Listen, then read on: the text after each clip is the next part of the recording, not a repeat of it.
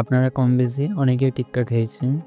Chicken টিক্কা, পনির টিক্কা। আজ আপনাদের কাছে নিয়ে এসেছি সম্পূর্ণ নিরামিষ সুজির টিক্কা।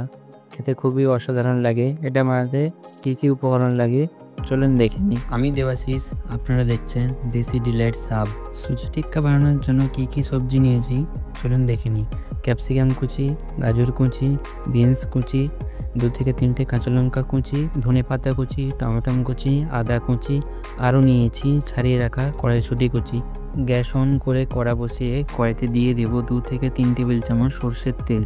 তেল গরম হয়ে গেলেই দিয়ে দেব হাফ টেবিল চামচ গোটা জিরে, সাথে দিয়ে দেবো 1 টেবিল চামচ আদা কুচি।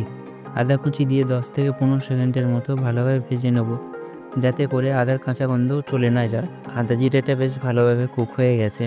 দিয়ে দেবো চপ করে রাখা সবজিগুলো দিয়ে 10 থেকে 15 মিনিটের মতো ভালো করে ভেজে নেব। এখানে কিছু টিপস বলে দিই। সবজিগুলো হালকা লাল লাল হলেই হবে। টিক্কা করার সময় পারফেক্ট কুক হয়ে যাবে। 5 মিনিটের মতো ভাজা হয়ে গেলেই দিয়ে দেবো 1 থেকে 1.5 কাপের মতো কড়াইশুঁটি। 10 থেকে 15 মিনিটের মতো ভাজা হয়ে গেছে।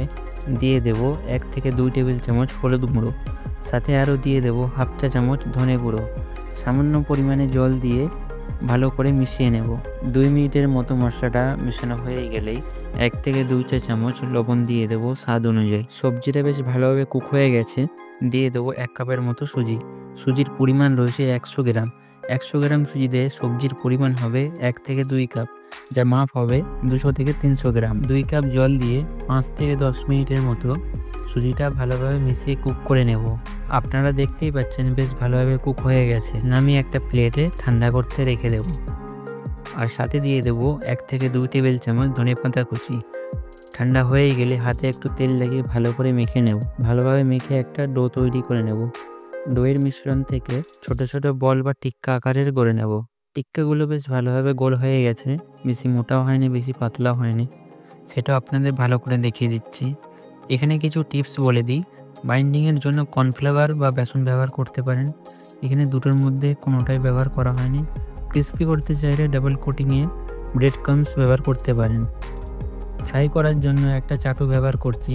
যেহেতু ডিপ ফ্রাই করব না, অতিরিক্ত তেলে ডিপ ফ্রাই না করে শ্যালো ফ্রাই করলে স্বাস্থ্যকর হয়। চাটুতে তেল দিয়ে হাই হিটে তেল গরম করে টিক্কাগুলো লাল লাল রঙের হওয়া পর্যন্ত শ্যালো ফ্রাই করব। কিছুক্ষণ পর পর উল্টে দেব, যাতে 2 দিক সমানভাবে ভাজা হয়। একদিকটা বেশ ভালোভাবে ভাজা হয়ে গেছে। সেম একই প্রসেসে আরও টিক্কাগুলো ভেজে নেব। ভিডিও ভালো লাগলে লাইক করে কমেন্ট করে জানাতে ভুলবেন না। দেখা হচ্ছে অন্য কোনো ভিডিওতে, অন্য কোনো এক রেসিপি নিয়ে। ভালো থাকবেন, সুস্থ থাকবেন।